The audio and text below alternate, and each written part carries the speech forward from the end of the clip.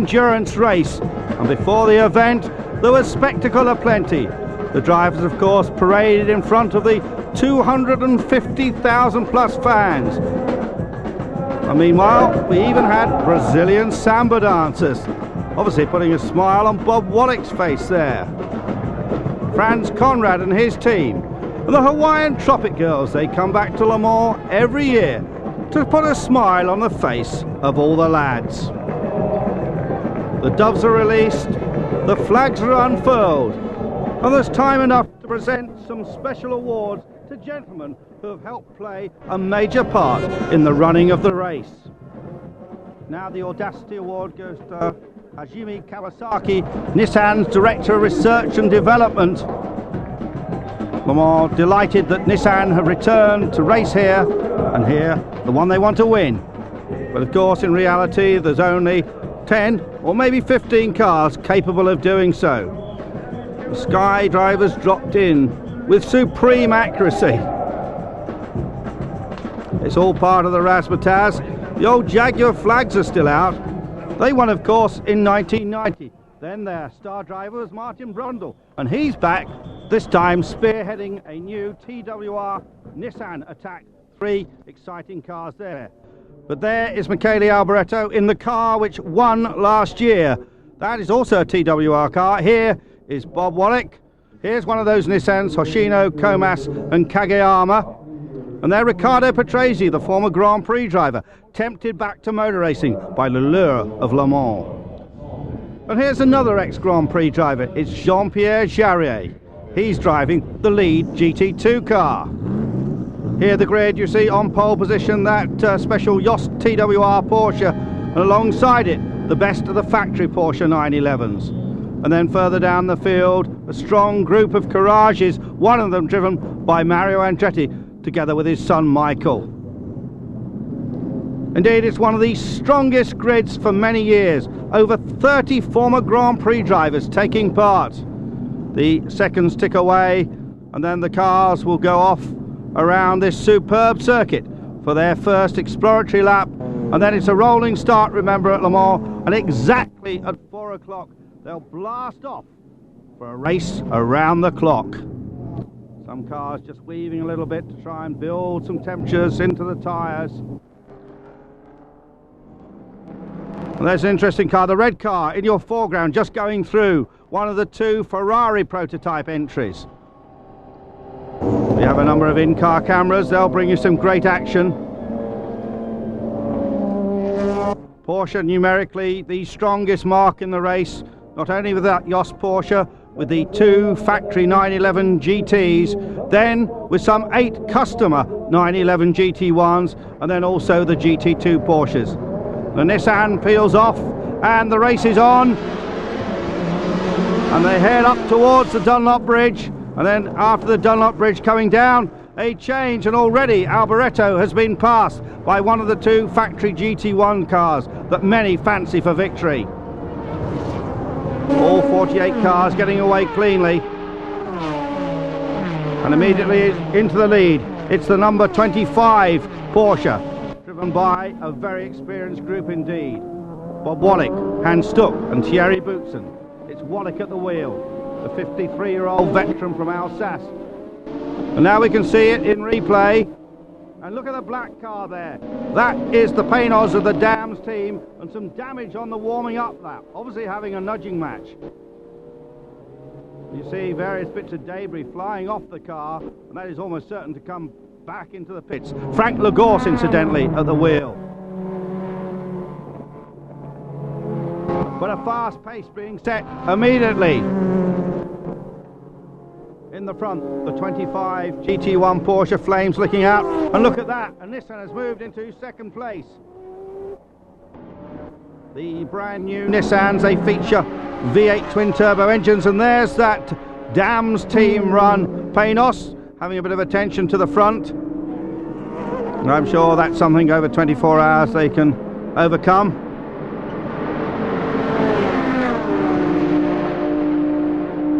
And very early on, this trio broke away. In the lead, the number 25 Porsche, but challenging for second place, Michele Alboreto outbrakes Eric van der Poel in the best of the Nissans. Quickly this trio had broken away from the rest of the field, but this was early days in the first hour. This superb track in the west of France, carved out mainly on public roads, although this section here, the Ford chicane, is actually a special piece of track which was built some 20 years ago. And now into the final chicane.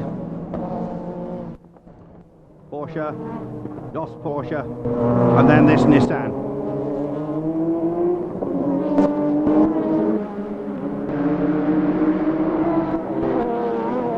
Down here, going onto the Mulsanne straight, and then you see the pursuers, and they're led by the Ferrari, then the second of the factory Porsches, and then the best of the BMW McLarens.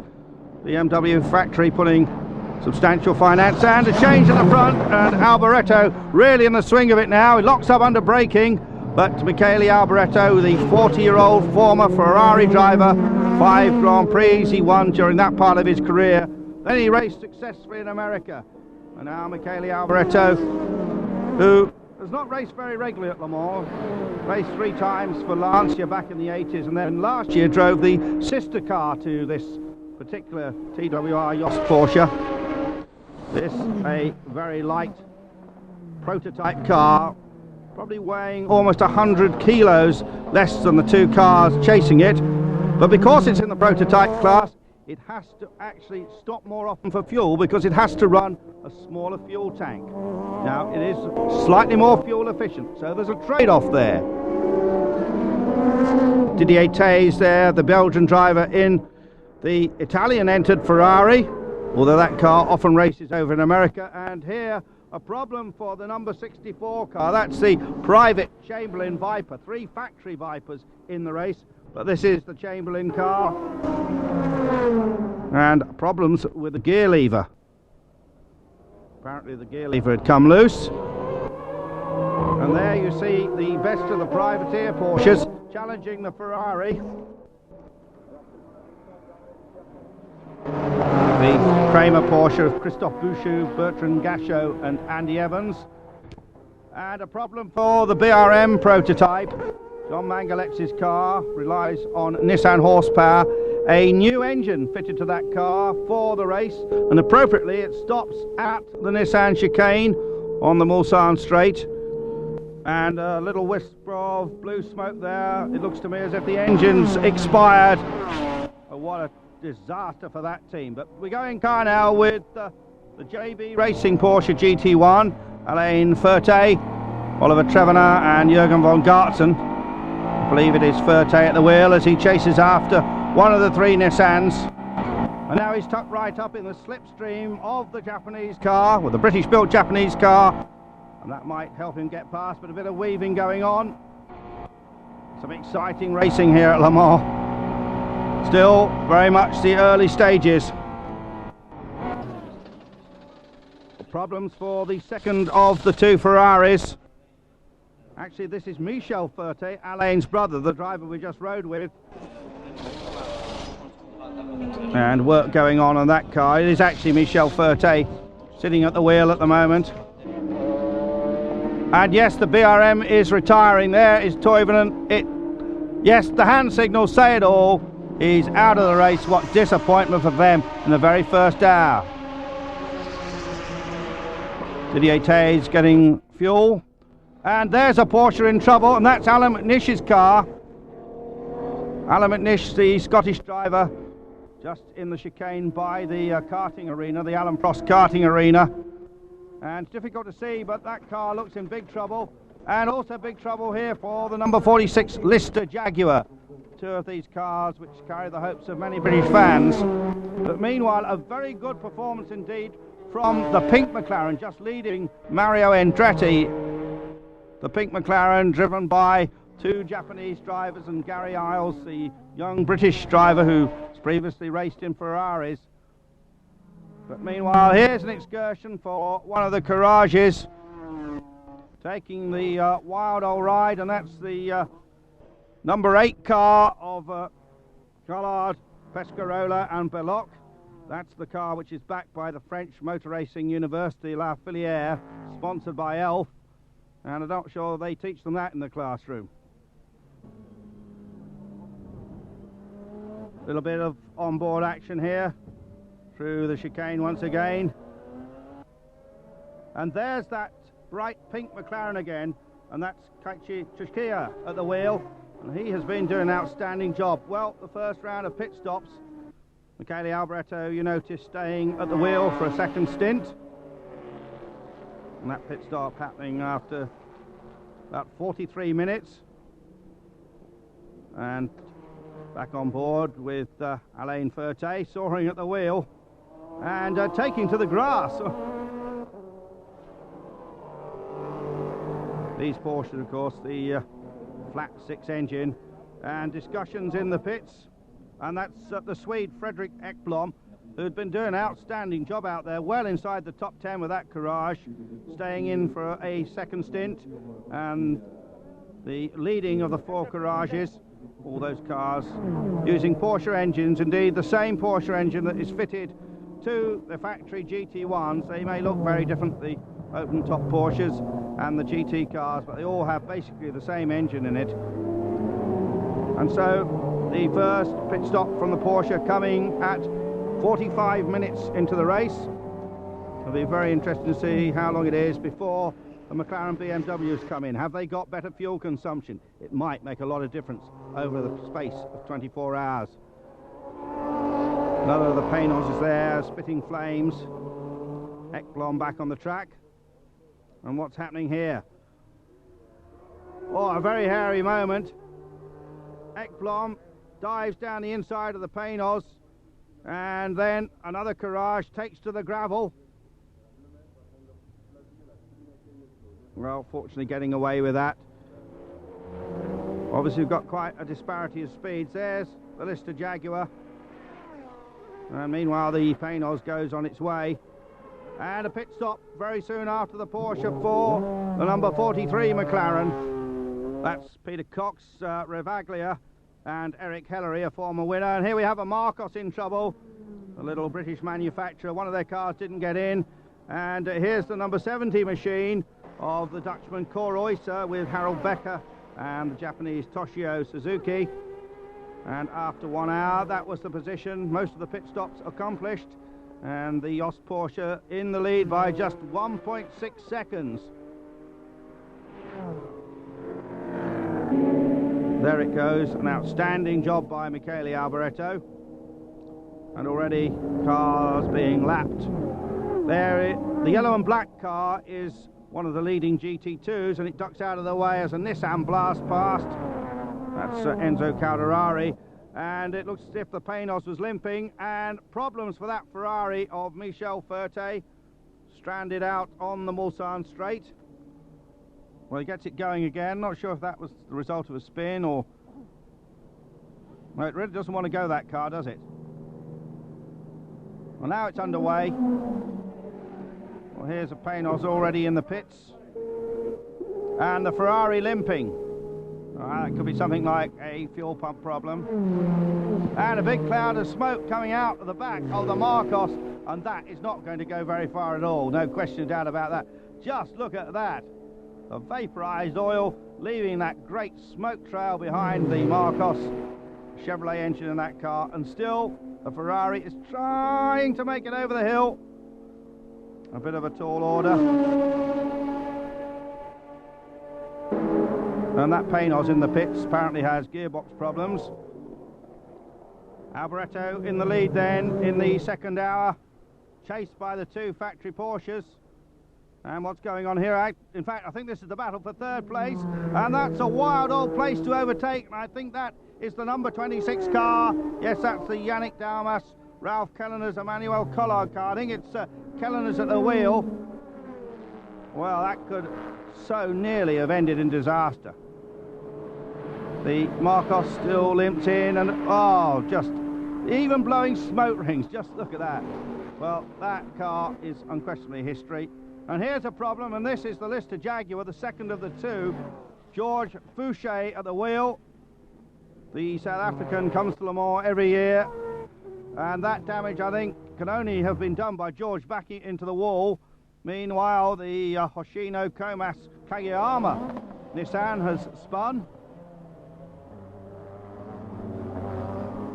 Now we can see what happens down at the slowest corner on the circuit. Arnage, very tricky approach, misses the apex, goes out wide, the tail takes over, the Golf McLaren slips through and fortunately does not hit the Armco barrier, so just embarrassing, couple of seconds lost, no problem in a 24-hour race, and the Nissan's looking pretty strong.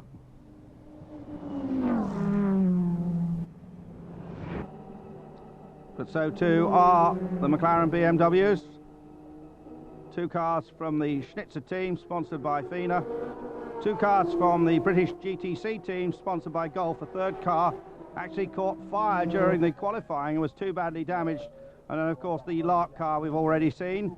There is the British driver, Steve Soper, getting into the cockpit.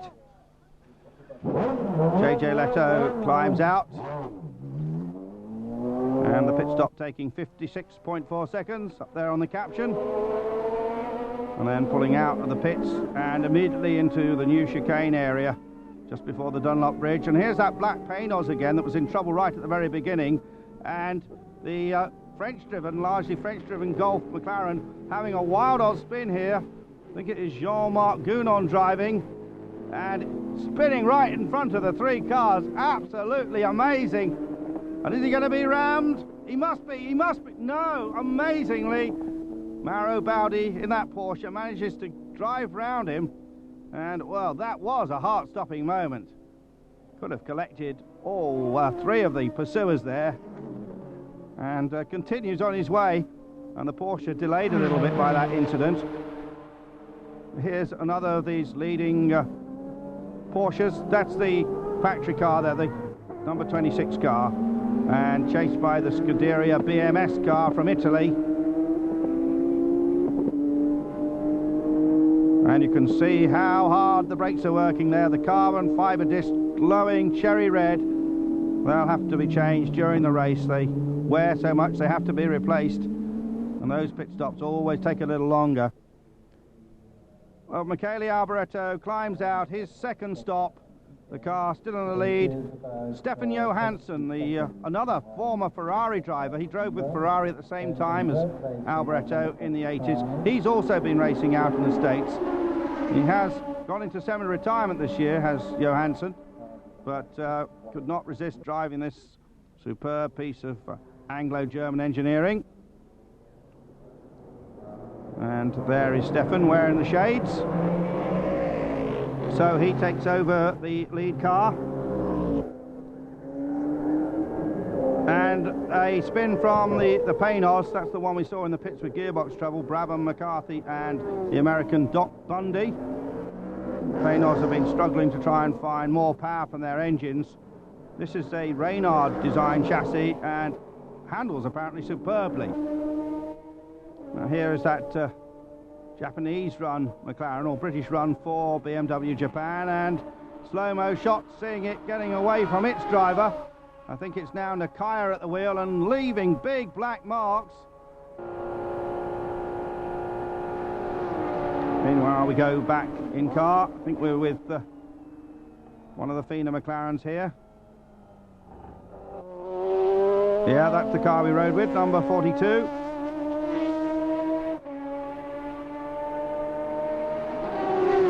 And indeed that car has moved up. Now we can see the two different Paynoses and one of the Works Vipers here, and another slow-mo shot, and the two Paynoses almost collecting each other, and the 55 car going really wide and losing time. They really do look like Batmobiles, don't they? So there is the McLaren. That McLaren has now split the two factory Porsches. Already time to relax a little bit. And the number 8 car has had another spin into the gravel. This time it's the veteran Henri Pescarolo at the wheel. And La Grande Pesca they call him. This is his 31st Le Mans. Just think about that. And this is how it happened down at Tete Rouge corner. Very bumpy entry into there, and a cloud of smoke. You can hardly see who it is. And the Courage may have to be towed out of there. That kitty litter can be quite grabbing at times. And there's fuel spillage in the pit of number 39, but the car wasn't delayed at all. And meanwhile, here's one of the leading factory Porsches trying to find a way past our camera car and the Panos. And that's what it looks like from inside. Going through the second chicane, and then left, and then again up the gearbox. Of course, the Mulsanne Straight used to be the fastest part of the racetrack in years gone by, before those two chicanes were added. Whether they crest the rise, probably at somewhere in the region of 250 kilometers an hour. And this looks like an unscheduled stop for a Nissan, and work on the back of the car, and they're working on the oil cooler, and looks as if there's a big problem with the oil cooler, and that is being changed, and that's a problem for Nissan. So that was the fastest of the cars, Van der Poel. Here's Oliver Griard, who is sharing with Andretti, father and son. And the Martini Pescatori, Antonio Herman, he's a Brazilian amateur driver, is in the gravel. I think it is the latter of the three drivers. Now we can see exactly what happened. Well, I'm not sure what did happen there. Suddenly the car snaps sideways and spins off backwards. And the gravel flies. It may need a tow out of there. Sometimes you can get away with it. Well, the marshals are on hand. Huge number of marshals around here. And this is the number 46 Vista Jaguar. That's the car driven by Julian Bailey, Thomas Erdos and Mark Scaife, and a rear puncture. The other car already out. And meanwhile, Rocky Augusta and his Corvette, which has been going very well in GT2, with a problem. There is little Lilian Briner, who is driving a GT2 Porsche, former winner of the BPR GT2 series. Now more slow-mo shots, and that won't do the front of that Nissan any good at all. That's the number 22 car. That's the Van der Poel Patrese Aguri Suzuki machine. And keeping it going, ploughing across the gravel. And takes the short way round, but losing time. And just looking at the front of the car, it doesn't look as if there's too much damage. But sometimes those sort of incidents can bend the suspension. Well, a couple of Vipers and the Panos, all three front engine cars notice. And that Viper, the 62 car, leading GT2, Tommy Archer, the young French driver, Sohail Ayari, and also Marc Duez driving that. Marc Duez, the Belgian, who also is a very successful rally driver, one of motorsport's great all-rounders. Second in GT2, Jean-Pierre Jarret, we saw him before the start. Chirot and Leconte in their Porsche. Oh dear, and in the barrier it is the Lark McLaren. And that's obviously spun off, and just difficult to see how much damage is done. That car was running very strongly. It even got up to second place during the fuel stops and just nudges the arm coat. Well, that shouldn't be a real problem. He's got to fire it up again and drive out of there. Marshals just push him away. Obviously concerned down in the pits though. And I think that's Akihiko Nakaya who was at the wheel.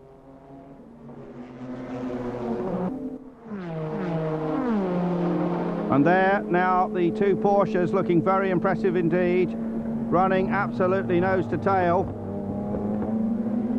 We're 3 hours into the race now, and those two Porsches have moved ahead of the Jost Porsche with Johansson at the wheel. The extra pit stops starting to play. Now here's the man who spun it off. Well, looks in the mirror. He'll have to tell him what happened when he gets back to the pits. Time for a bit of barbecuing. Oh, certainly smells good. And here, the Stuck-Wallick Boutsen car, as I said, now in the lead of the race. We are 3 hours in. Coming into the pits, the fastest of the McLarens, the number 42 car. And this time, Nelson Piquet, the 3 times world champion from Brazil, now partly retired, and he's climbing aboard. And Nelson now also developing a racetrack in Brazil, and he's even returned to his old love of Formula 3 cars, driving in a race the other day. And Nelson takes out the McLarens, which of course this year in their long tail form, quite a lot of other modifications. They're lighter than they were last year. They now have a sequential gearbox, altogether more of a racing car. And you see that one Nissan still in the pits with that oil cooler problems, and reports that the oil coolers are literally falling apart. And in fact, all 3 Nissans in, so a big problem for Nissan. There's some of the work going on with the oil coolers. Apparently some late modification has meant that the oil coolers have had to be repositioned. Because of that, they're getting more heat, and that heat is literally unmelting the solder on them. So here is the Achilles heel of the Nissan, and obviously this is a long-term program. They didn't expect to win in the first year. They learn about problems like this, and then they come back next year, and there's no question of doubt at all that Nissan are taking Le Mans very seriously indeed. Cars have run very strongly. They're superbly prepared, superbly designed, and of course TWR marshalling the group very well indeed. But there is this Achilles heel at the moment, and it appears that all 3 cars have got exactly the same problem. Oh, big moment here for the 67 Saleen Mustang. Nice to see Mustangs back after, what, 20 odd years. Price Cobb, Steve Saleen, Carlos Bilbao car.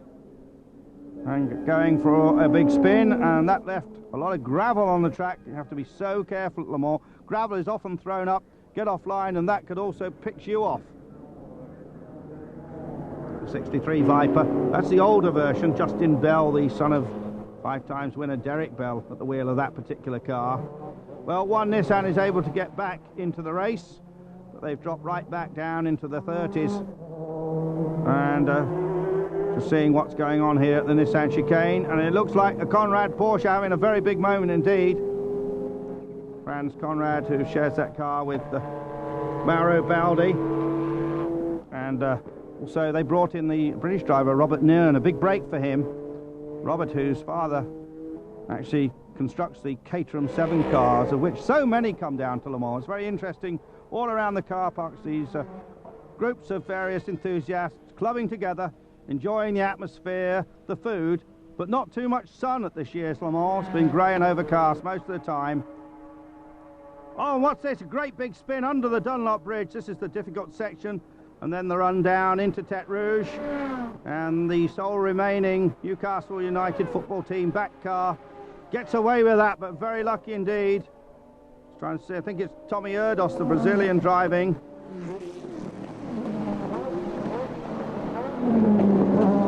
More glowing brakes, the race wearing on into the 5th hour.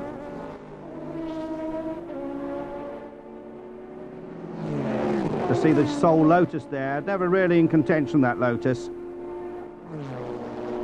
And this is the number 43 car. Look at the disc there. Fireworks display from the disc. That's the Cox, Rivaglia and Hillary car. The other Schnitzer BMW, incidentally, has been in the pits for a very long time with a problem with a water pipe, now being fixed, but losing any chance of victory, taking over half an hour to fix. And already the cars are starting to look travel stained. There we focus in on those glowing carbon fibre discs, and all that dirt you see down is not from the racetrack. That's all dust. And a problem, and look at the flames. The number 60 car, that's Sohail Ayari, and he bails out, and the car suddenly burst into flames, but there is damage at the back, so perhaps there he'd spun off first, and the car burning very strongly indeed. Maybe an oil line was knocked off, or a fuel line, with the impact, and we don't know exactly what happened yet. That is Sohail Ayari, the car he was sharing with Tommy Archer, and that car was well in the lead of the GT2 section, so a major disappointment for them. Just to reiterate, the driver is out of the car. Others go by, and the marshals... Oh, all of a sudden it burst into flames again. Well, the marshals are doing all the right things, but maybe the fuel pump's still going and spraying fuel out. You get this occasionally. And up it goes yet again.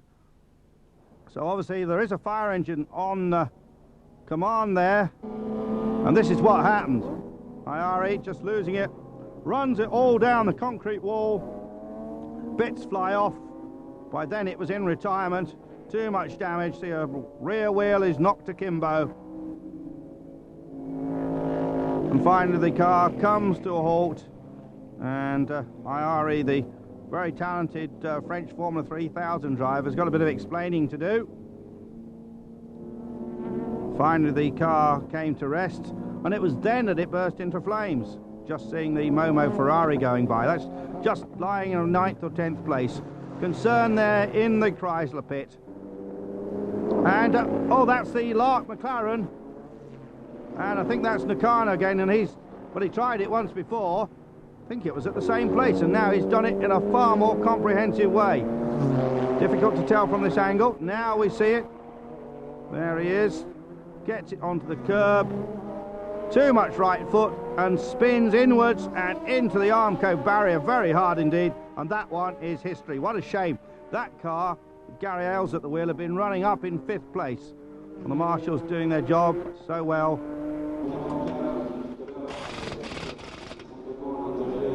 In the pits, work continues. That's the JB Racing Team Porsche. Ferté, Trevenard and Von Gartzen. See, Oliver Trevenard takes over. And he used to race a Ferrari F40 for the pilot team. See one of the big screens there that helps the fans see what's happening around the circuit. There's Jean-Pierre Jarier. I notice he wears glasses these days at the wheel. Jumper Jarier. He's lying in 3rd place in the GT2 category. Put on a bit of weight since the days when he was in Formula 1 with teams like Shadow.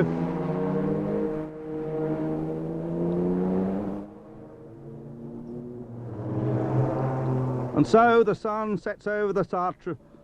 And there in the pits is... that's the Mazda. That's Frank Frion. He always drives that Cosdu Mazda team together with Terada, and Jim Downing, the constructor from California. And it is Frion who's taking the car out. That car with a rotary engine has not been in contention this year in the prototype class. But it's still great to have Mazda back here. With a golden setting sun, and the gold too on the disc brakes as they glow there. What a stunning shot of the Schubel Engineering Porsche. And also we see the number 61 Dodge Viper. This is the Beretta, Gash and Dupuis car. Well, you won't get a better shot of that. And you don't get a complete circle there because the brake caliper is in the way. On then to the night. At Le Mans sometimes it tends to rain in the night, but that was not the case. Here's a Nissan, yet another Nissan getting yet another new oil cooler. A car limping there. It's the Jarier car, so obviously a very big problem, maybe in the engine department. Meanwhile, oh, and we've got another one off, and it's yes, it's that Lister Jaguar yet again. And it's well and truly beached this time. Well, at the moment it's at the front, the 2 factory Porsche GT1s, and then the TWR Yost Porsche. And here we see how, well, it looks to me as if maybe the brakes locked up. And another spectacular shot. So the lights arc through the evening, and there you see confirmation of the 2 GT1s running in front of the Porsche, the TWR car, and then the 3 McLarens, a Golf car, then one of the FINA cars, and then the second of the Golf cars. So in 4th place, the best of the non-Porsches, Jean-Marc Gounon, Pierre-Henri Raffanel, driving with the talented Swede Anders Olofsson, who is actually without a regular drive this year. Last year he drove one of the regular Ferrari F40s. So the night has fallen. In the pits, a Courage receives attention. That's the car that's going so well early on with Frederick Ekblom at the wheel. and some attention to the car. Quite sure what the problem is. Regular refueling for the 25. And indeed, the pit's an absolute hive of activity. And interestingly, the number 25 car, driven by Stuck, Wallach and Boutsen, has tended to be a little bit more frugal than the 26 car. There's Thierry Boutsen, concentration written all over his face. The Nissan of Van der Poel, Patrese and Suzuki. Maybe another oil cooler problem. Some welcome fluid.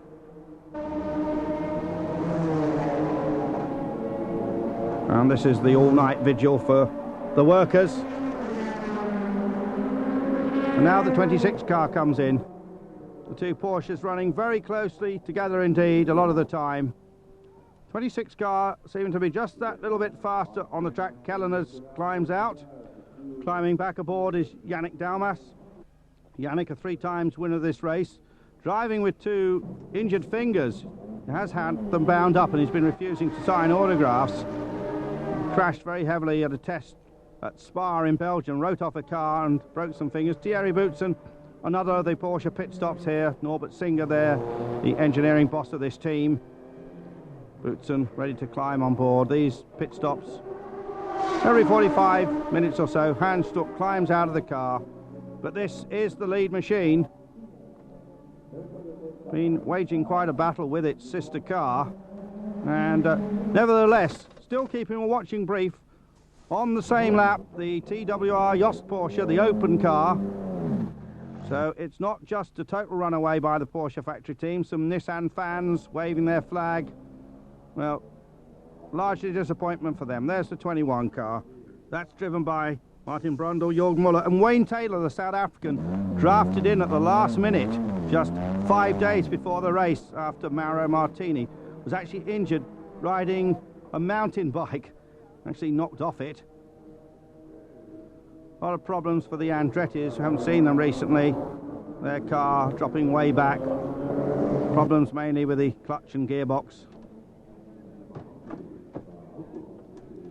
More work going on in the Nissan pit. Their mechanics were amongst some of the busiest.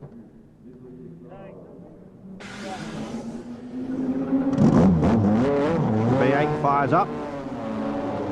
Twin turbo engine, remember, about 600 horsepower, and off they go, but way down the order. And that order still about basically Porsche versus McLaren BMW. And problems for the Viper now in the engine department. And the Moon just sliding behind the clouds. And the race continuing without any incidents whatsoever. Le Mans at night sometimes sees some big incidents and the safety car coming out, but running extremely smoothly. See very few spectators up there in the grandstand. And then the sun comes up. Well, I'm not sure he's enjoying it too much, is he? But still, at the front, it was the 2 Porsche GT1s, 25, and that close behind, on the same lap, car number 26. Stuck, Wallach and Boutsen, chased by Dalmas, Kelleners and Collard.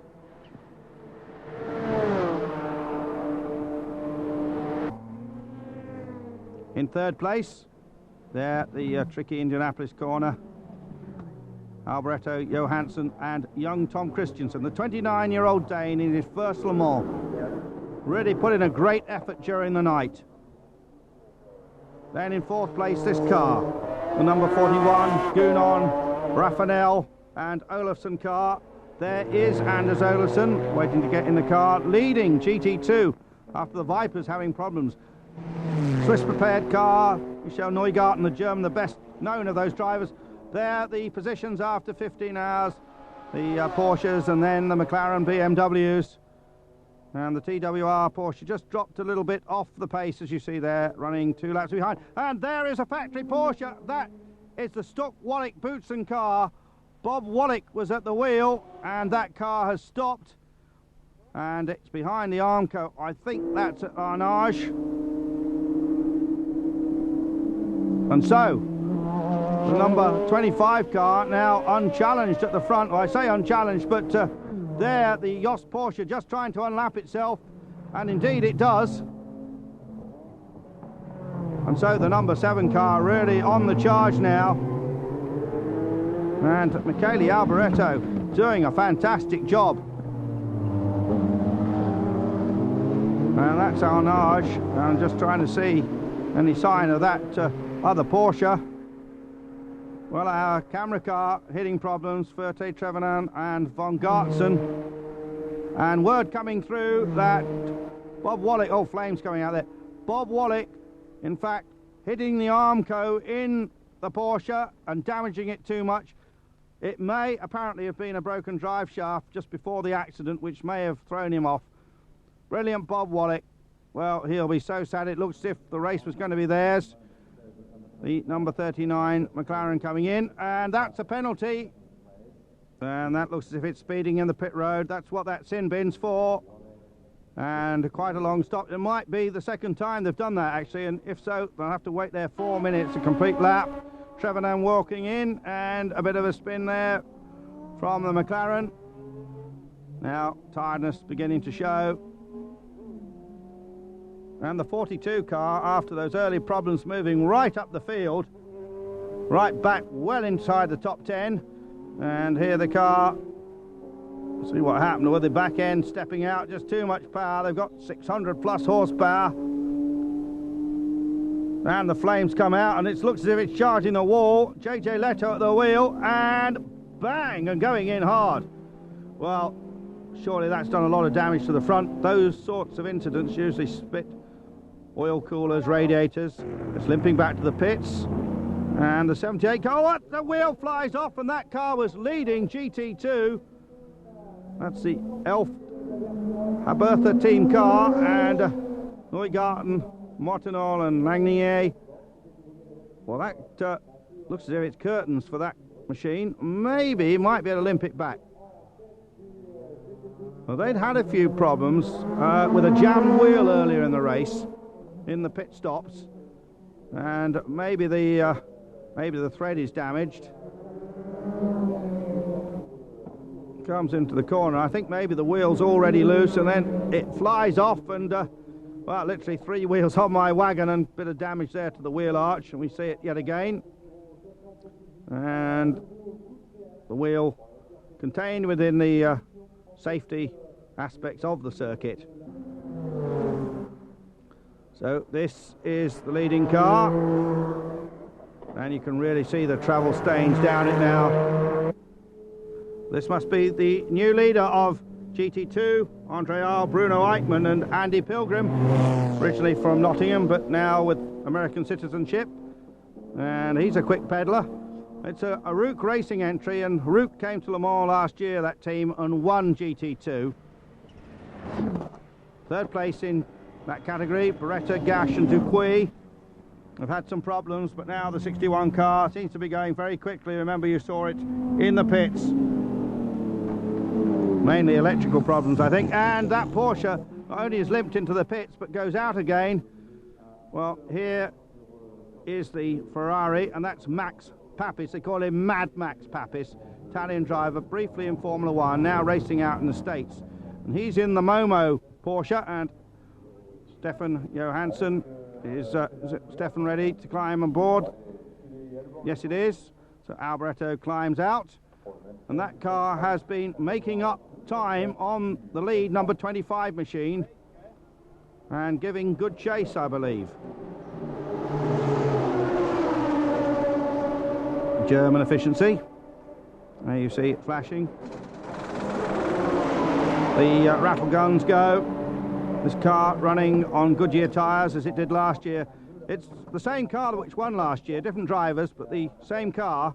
Remember last year driven by Davy Jones, Manuel Reuter and Alex Wurz, who has now moved briefly into Formula One with Benetton. And the 33 car, let's go. Oh, a lot of water coming out of the back of the Schubel entry. Well, it's been doing that for quite a long time, so maybe it can still run, but it's certainly worrying, and great flames spurting out of the back of the car. That car in the top 10. Johansson knows he has a big job on his hands, and some British enthusiasts there obviously love their face painting. Proud of the Union Jack. And another pit stop. And the car needs a new nose, but that will lose a little bit of time, so a bit of respite for the GT1 car. Team run by Reinhold Jost, 61-year-old team boss, who used to race very regularly here. The car carrying number 7. Last year it was lucky number 7 on the car. Back in the 80s when the Jost team run back-to-back their car, it ran number 7.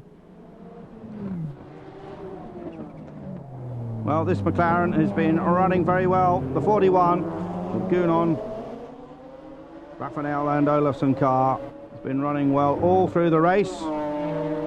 And another excursion by the sole surviving Nissan 23 car, and a routine stop for 26. So, climbing aboard Collard, and you notice the padding is just a bit shorter in the leg than Kellner's. Meanwhile, this is the car which gives good chase. Remember, it's a car which led early in the race.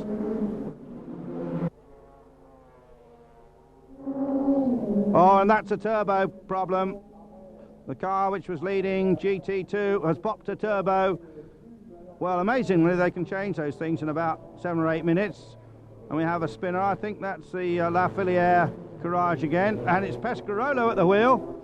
And the old veteran makes a second mistake, and that's very rare for him. And, oh, this is the, well, crabbing badly. Has it lost a wheel? Or broken rear suspension, I think, on the 27 car. And this is the Labra competition, another of the GT2 Porsches. And in the late stage of the race, people are hitting problems. But let's just check out the current positions. That's 3/4 of the way through. Porsche, the GT car, then the Jost 1 lap behind, and then 3 McLarens. And then the best of the privateer Porsches, the 33 car. That's the one with the water coming out, incidentally. Well, the 78 car is going fine now, and I think it's even back in the lead of GT2. GT2 for the less powerful cars. They run on narrower tyres, less horsepower, closer to the standard car you can buy in the showroom, basically. But 75 looks as if it might be history. They've been running well. It's Bourdais, Kitchak and Rosande from Brazil. Incidentally, quite a lot of others dropped by the wayside. The Lotus Juan Paynos actually got inside the top 10, the Wallace Weaver Leitzinger car, but that has now also retired. So, hope to see that American machine back next year. There's Yannick Dalmas looking for his 4th victory. Was 2nd last year. And what's going on here? Oh, a stuck wheel nut, and that's on the Chamberlain car, which had all kinds of problems. And there, that's the Labra competition version. That's now retired. I'm sure where the driver's looking to. A fine slow-mo shot of curb hopping, courtesy of Schnitzer BMW. Oh, great shot that.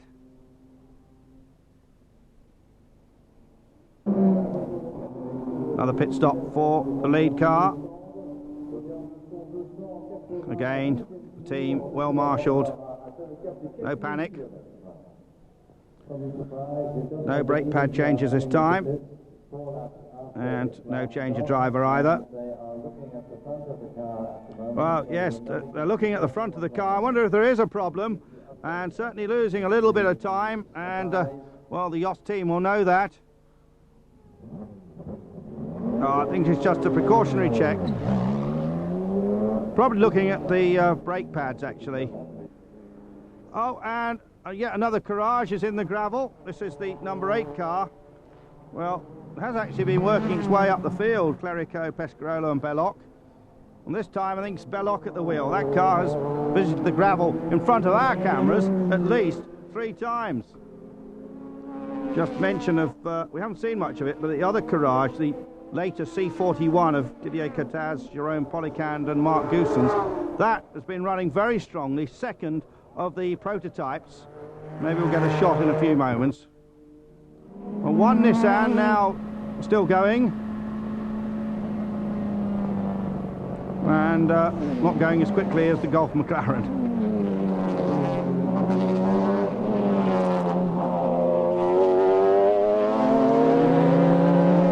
Certainly, we've seen an excellent performance by Gounon, Rafanel and Anders Olafsson. Now, Viper in problems, that's Oliver Beretta. Remember, the one factory car was eliminated in an incident. Looks as if the other one's going out the same way.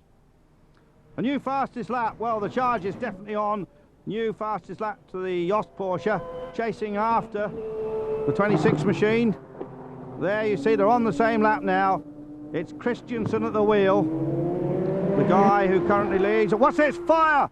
Look at the fire on the lead car, and that's history. That is out. Oh, dear me. The car, which looks as if it's going to win, there is Kellener's, bumps into the Armco, the car bursting into flames for no apparent reason at all. He calls for the marshals to come, but that car is out of the race, the car which led for so long.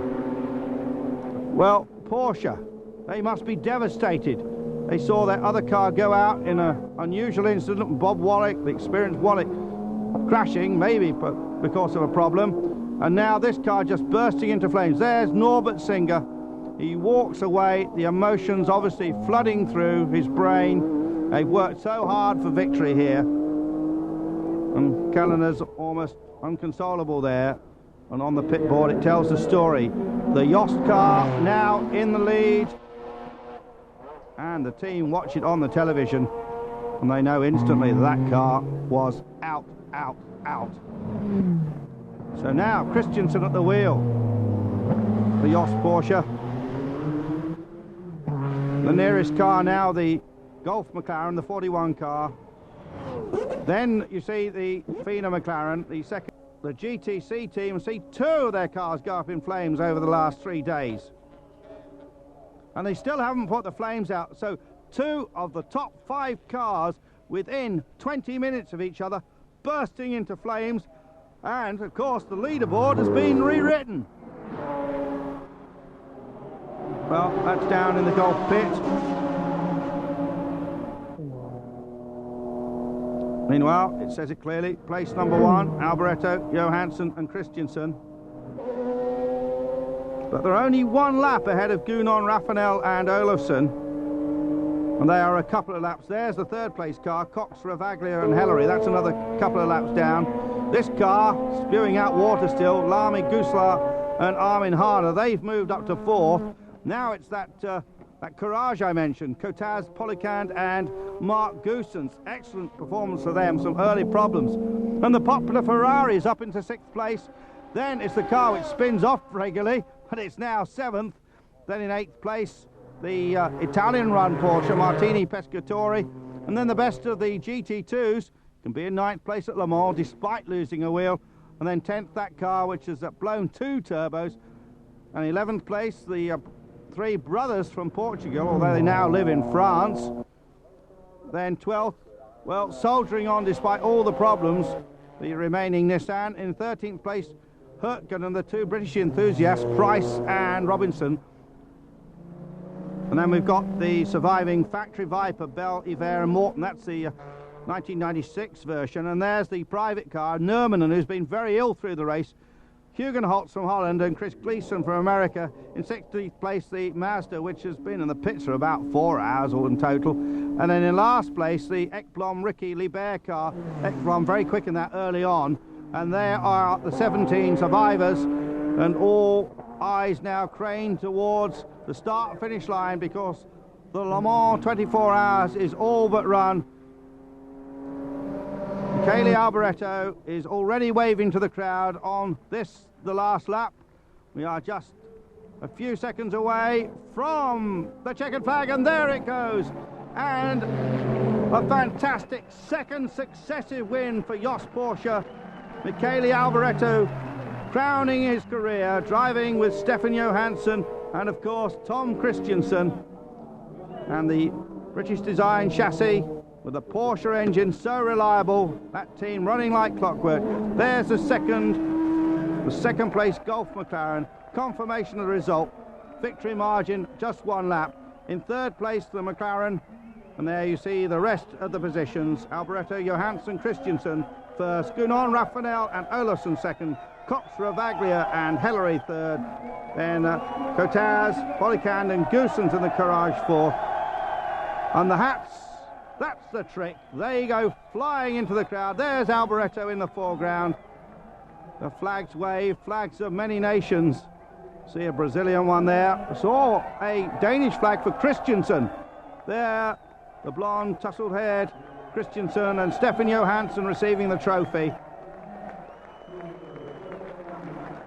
And the jubilation. There's Anders Olafsson, who did such a great job for Gulf, driving with the 2 Frenchmen. And that team, of course, winning the GT category. And so, the 65th running of the Great Le Mans 24 Hours, a tremendous success.